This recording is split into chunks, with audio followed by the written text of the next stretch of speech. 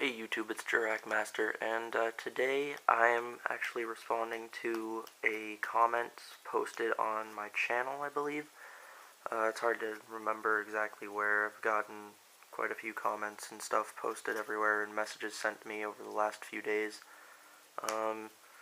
So the comment was requesting a new Jurrac Flamvell deck. One that used the Evol Czars. So I don't blame people for wanting to see that, but, you know, it's not all that different. So I made a version that accommodates them more than the old one, but the old one still could have used them. So I don't know why I decided to do this video today, even though this comment was from today. Usually I don't do that fast, but I just saw it. I wanted to get a video up today, and that just gave me something to do. So for the last half hour or so, I was putting this together.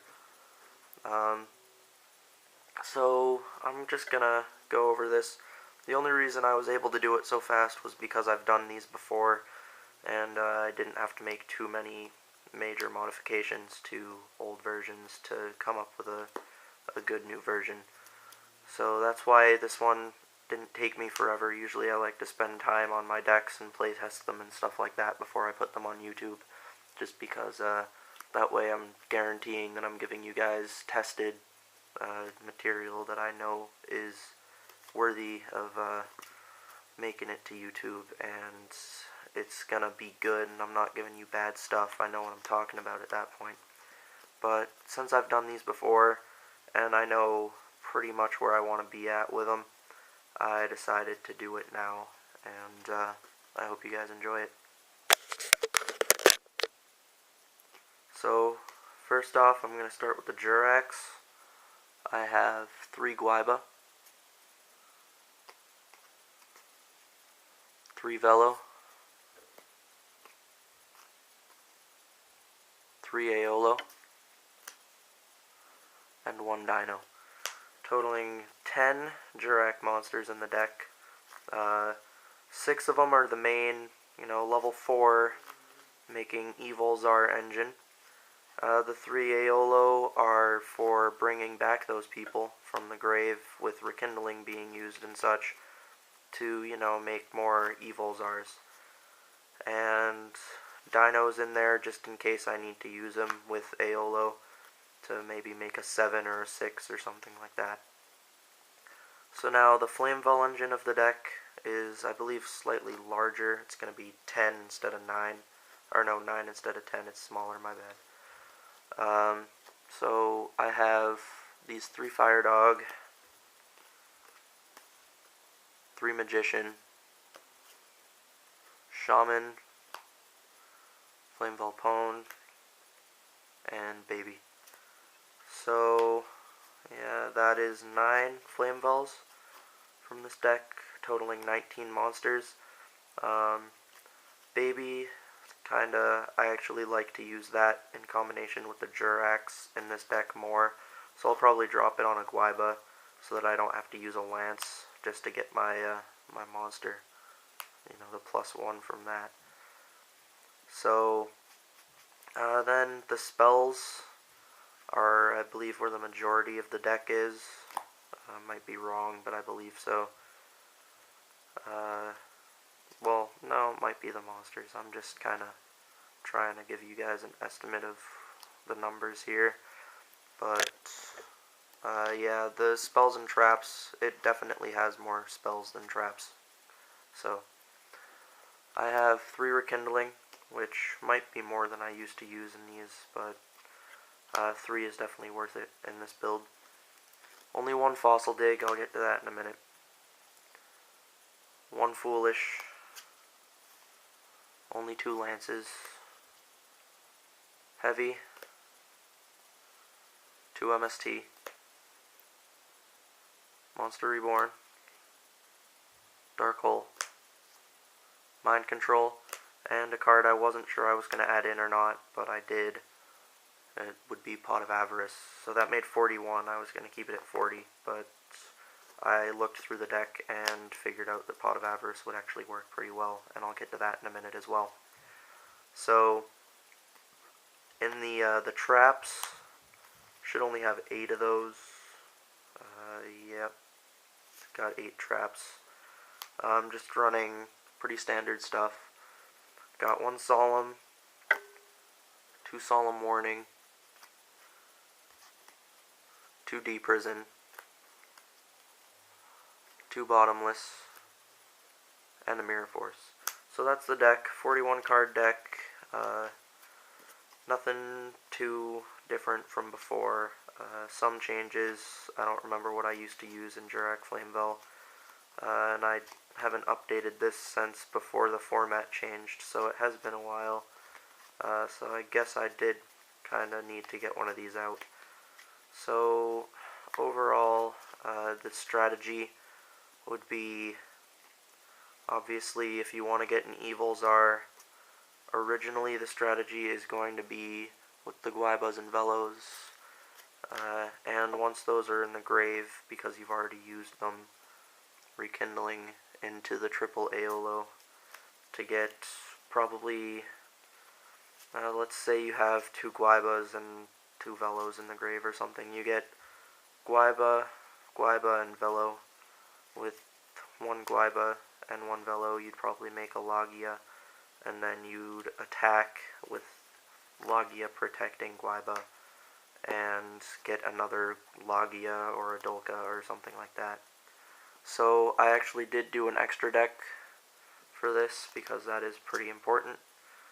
I didn't just make the build that uses Evil Czars and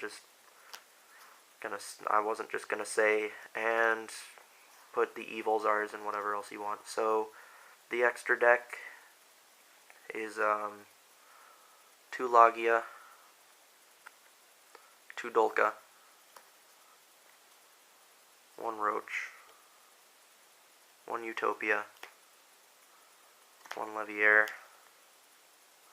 1 Trishula, 1 Stardust, 1 Colossal Fighter, 1 Thought Ruler, 1 Scrap Dragon, 1 Black Rose, 1 Bryonic, and 1 Cataster.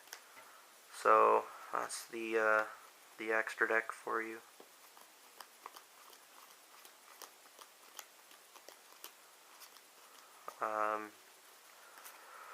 Now I'm going to get into some of the stuff I told you guys I would go over. So first off would be the 1 Fossil Dig. In this deck, the dinosaurs, there aren't too many of them, and which ones there are cycle through themselves very fast.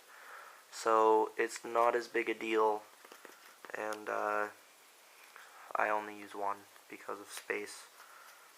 But that being said, you do want to watch out, because the better play would be to Foolish something like one of the Guaibas to the grave, and then Fossil Dig out an Aolo, and use that to get the Guaiba back, because if you don't do that, you've used your Fossil Dig and you don't even have 1 Aolo for rekindling, which can be a problem when you're trying to go for more Evil Czars. So just gotta watch out for the lack of searching in that respect.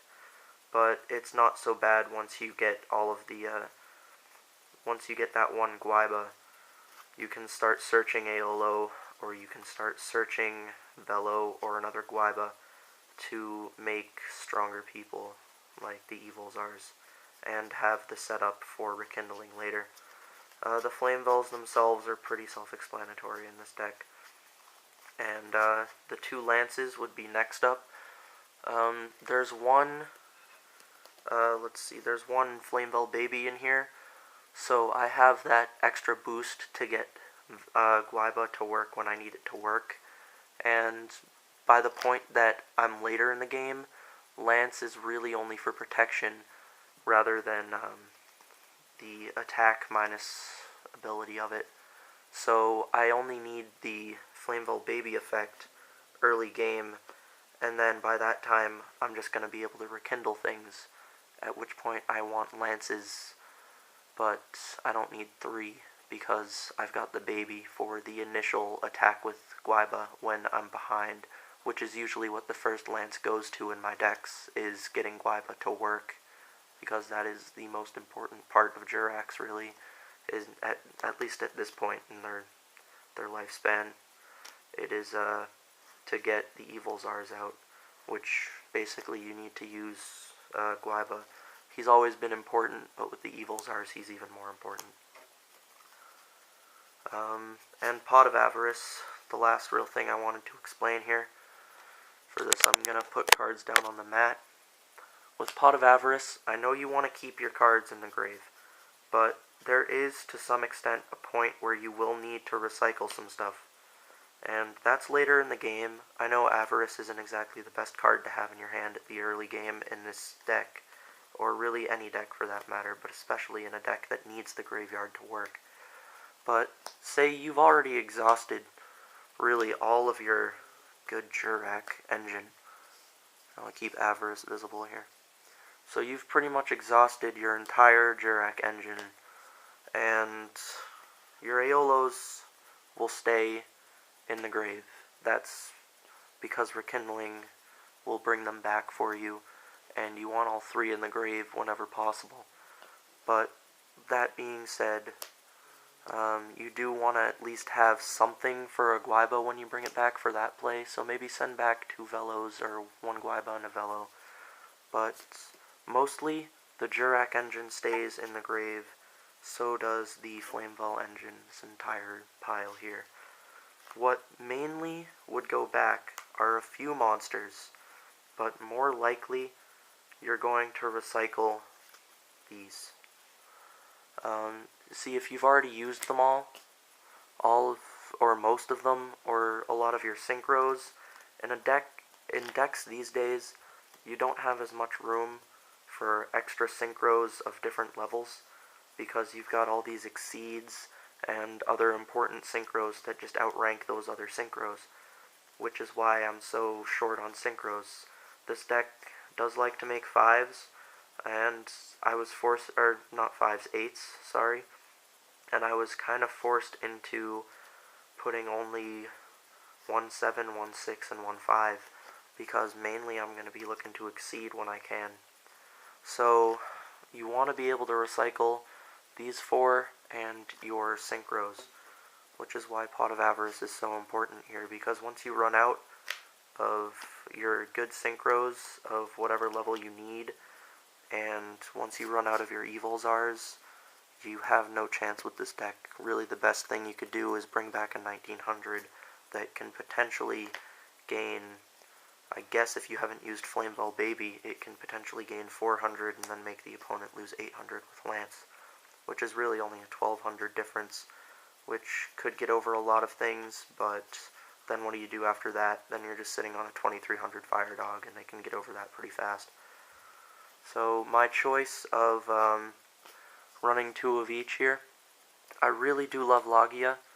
It was initially why I liked the Evols, because of Logia and his effect that he was going to bring to Jurracs.